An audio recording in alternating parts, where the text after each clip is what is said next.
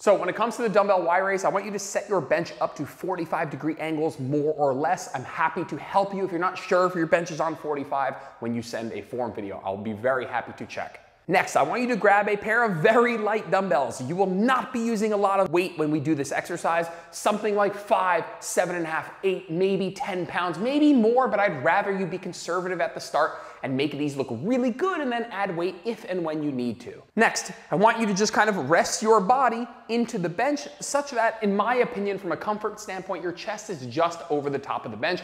But depending on how tall your bench is and how tall you are, you're just gonna deal with whatever it is and you're gonna get into a position where you feel stable. I like using a relatively wide stance here. Some people like kicking their knees up on the bench. I personally don't find that comfortable, but there's nothing wrong with that if you find it comfortable. Once you're in this kind of chest supported position, you're gonna let your hands dangle down, and I want you to look at the angle of the dumbbells here. The dumbbells are not facing each other like this. They're not facing me like this, or my palms are not facing me like this. They're on a slight diagonal. And the reason is because that's the direction I want to raise.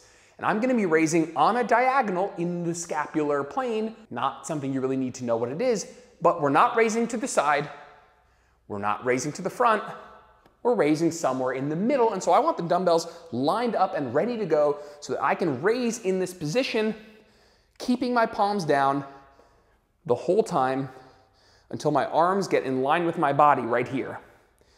And you'll find that that top position is quite hard. And so you're really not going to need a lot of weight for this one. And I want to make sure that you're raising in this diagonal motion as high as you can comfortably.